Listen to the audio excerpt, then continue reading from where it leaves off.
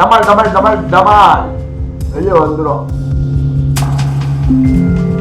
புடிச்சு போட வேண்டியது ஜெயிலில் இருக்கிறாரு ஒரு அமைச்சர், முன்னாள் அமைச்சர். வளர்த்தங்கடா மாறுல பாயின்னு பெரிய ஆசை. எது எப்படியோ இலை கிழிஞ்சு போச்சு, பச்சு பச்சாய்.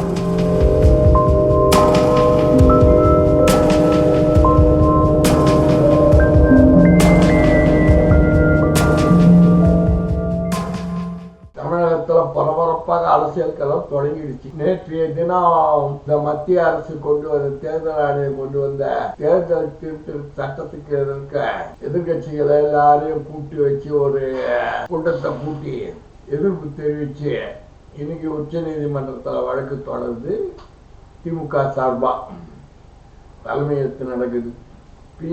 எடப்பாடியினுடைய ரோல் என்னன்னு கேட்டா அதை ஆதரிக்கிறார். ஏன் ஆதரிக்கிறாருன்னு கேட்டாக்கா,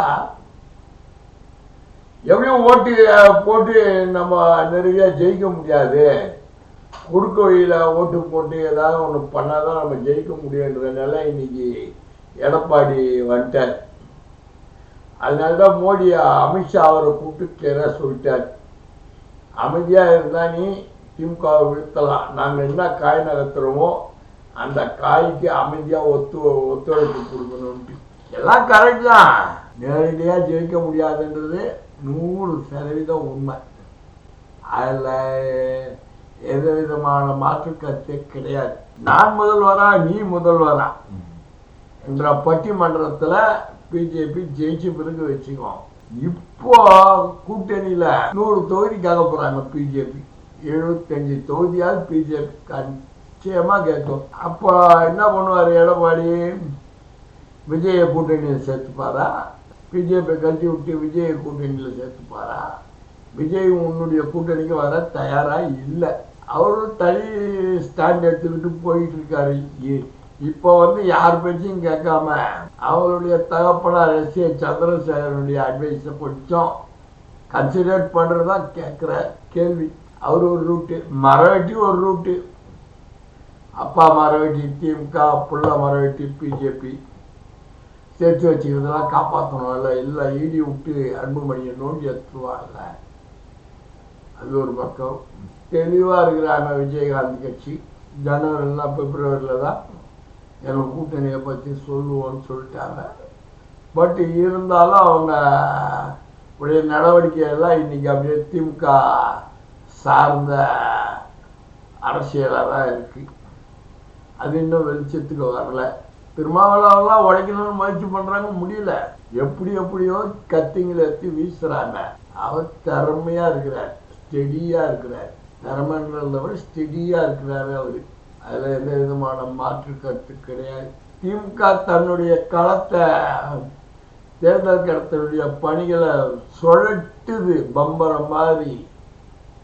வெளி உலகத்துக்கு தான் 50% தெரியும், 50% அவங்க கட்சிக்காரங்களுக்கு தான் தெரியும். என்ன பணிய திமுக தொண்டர்களுக்கும் பொறுப்பாளர்களுக்கும் வட்ட செயலாளர் வார்டு செயலாளர் எல்லாரையும் போட்டு பின்னி எடுக்கிறாங்க.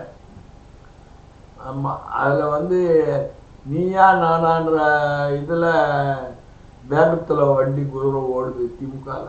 கட்சி பணிகள் அவ்வளவு தீவிரமா இருக்கு. இன்னொரு பக்கம் அண்ணன் செங்கோட்டைய அருமையா அக்காலத்துல இறங்கி ஸ்டார்ட் பண்றாரு. எடப்பாடியுடைய மகன், மருமக, சம்பந்தி, தங்கமணியும் ஒரு சம்பந்தி. எடப்பாடிக்கு தங்கமணியும் ஒரு சம்பந்தி. மருமகன்லாம் கட்சியில உள்குடுக்கீட்டுல இருந்து கட்சி பணிகளை என்ன மாதிரி பண்றாங்கன்றத புட்டு வைக்கிறாரு செங்கோட்டையன். அதுக்கு மறுப்பு தெரிவிப்பாரா? துரோகம். காலில் தவிர்ந்து போய் சிஎம் பதவி பெற்றவரு செங்கோட்டையன் அரசியலுக்கு கூப்பிட்டு வந்தவரே அவர் தான், எடப்பாடிய. அந்த பாடி கட்சியில அவரே நிக்கிச்சு. வளர்த்த கடா மாறுல பாடின்னுவாங்க தெரியுமா? பதவி ஆசை, வேற ஒன்றும் கிடையாது. கிராமத்துல அவரு பிடிச்சி போட வேண்டியதானே ஜெயிலில் இருக்கிறாரு ஒரு அமைச்சர், முன்னாள் அமைச்சர் திண்டுக்கல் சீனிவாசன்.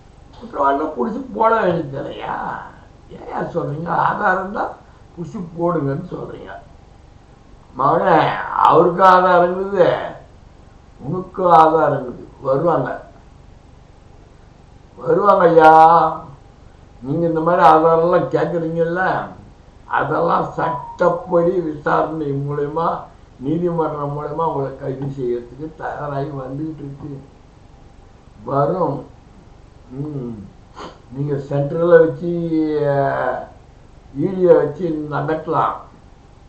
தமிழ்நாடு போலீஸ் உங்க ஈடிலாம் ஒன்றும் பண்ண முடியாதுங்க. வராங்க. இது ஒரு பக்கம். இவங்க 4 அணி ஒன்று சேர்ந்து சசிகலா, தினகரன், OPS, செங்கோட்டையன், இன்னும் சில தலைகள்லாம் வருது. நெருக்கத்தில் வந்து டிஎம்கேல கொஞ்சம் பேர் சேர்றாங்க, இவங்க அணியில கொஞ்சம் பேர் சேர்றாங்க. ஆமா, அந்த ஒரு சூழ்நிலையும் உருவாக்கிட்டு போய்கிட்டு இருக்குது. எது எப்படியோ இலை கிழிஞ்சு போச்சு, பஞ்சு ஆகி போச்சு. நீ பொறிச்சாளரே கிடையாதுறான்லாம். பொறுப்பு தான், பொறுப்பு கூட கிடையாது உனக்குன்றான். வரும். அது மாதிரி எல்லாம் பின்னணியில் வருவார்.